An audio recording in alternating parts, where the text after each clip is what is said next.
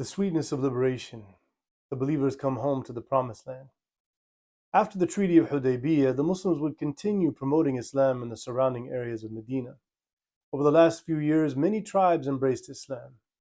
But even back in Mecca, three notable figures found themselves reflecting over the message of Islam and its growth and the widespread acceptance all over Arabia. They came to the natural conclusion that this has to be the work of God and none other. During this time, the Prophet sent messages to the neighboring empires, inviting them to Islam as well. Even back then, ambassadors were generally assumed protected for healthy communication. The allies of a Christian ruler of Byzantium killed the Prophet's messenger, deeming him insignificant. This forced the Prophet to have to send an army of 3,000 to face the forces of Byzantium in a place called Mu'tah. There were some verses of the Quran revealed about this, and some Islamophobes and Orientalists tried to picture it as against the generality of Christians, but it's talking about the type of Christians that would do such an egregious thing. Almost 2 years after signing the Treaty of Hudaybiyah, Banu Khuza'ah had become allies with the Muslims, and Banu Bakr were allies with the Quraysh. It was according to the treaty's principles that there shall be no violence from either side, even towards their allies. And yet one night, some men from Banu Bakr attacked, murdered, and looted a group from Khuza'ah. When the Prophet found out about this, he was furious. He sent a message to Quraysh demanding the blood money be distributed to Khuza'ah. The Quraysh unfortunately arrogantly refused, completely dismissing the treaty. Muhammad sat with his senior advisors, and they agreed it was time to liberate Mecca. So the Prophet, peace and blessings be upon him, sent a message to all able-bodied Muslim men in Arabia to join a grand expedition. But he didn't give them a specific destination. It was a secret until the last minute. After many weeks, the Muslims had assembled an army of 10,000 men. Once they were outside of the city, the Quraysh were watching from a distance in panic. They had no chance of winning a war against such a huge army. So they sent Abu Sufyan and 2 other leaders to negotiate with the Prophet. The Prophet told his uncle Abbas, "Tell Abu Sufyan to stay in the camp and I'll meet with him privately in the morning." Abu Sufyan spent the night in the camp looking at the Muslims, watching their behavior, observing their worship, and their love for the Prophet, peace and blessings be upon him. The next morning, after a long discussion, Abu Sufyan reluctantly converted to Islam. He admitted, "If the gods I worshipped were true, they would have helped me by now."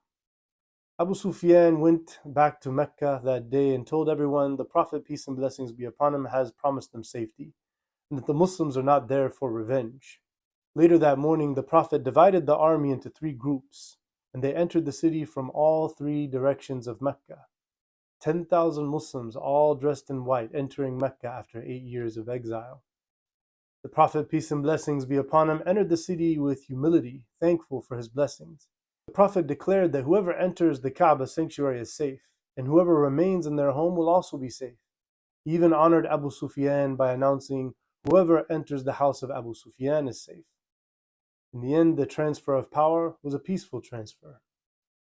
The first thing the Prophet wanted to do was purify the Kaaba of idol worship, as God had commanded his forefathers Abraham and Ishmael thousands of years ago when they built this building. He approached the Kaaba with all the Muslims and the Quraysh looking on. The keeper of the Kaaba door was still an idol worshipper. When he was asked for the key, he refused. Ali became frustrated and impatient, so he snatched away the key from him. The Prophet told him, "No, Ali, give the key back to the man. Today is a day of righteousness and honor." So the Prophet then explained reality as it was to the man and kindly requested for the key.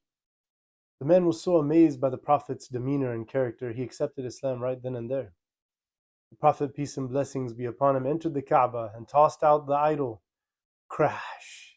As it is destroyed, one after another, the Prophet cleansed the Kaaba of idol worship. And obviously no thunderbolts and lightning, no earthquakes. The people saw reality as it was.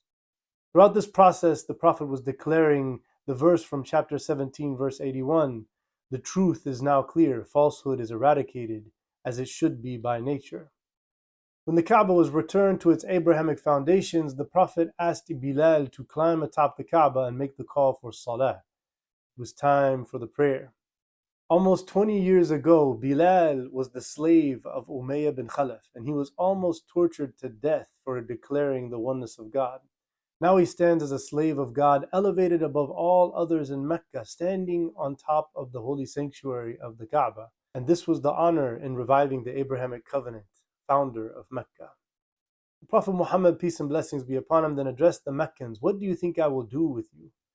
They all responded, "Only good, because you are our noble brother, the son of our noble brother." He responded, "Today I will do to you as my brother Prophet Joseph did with his brothers after they had left him to die." And he declared, "There will be no condemnation today.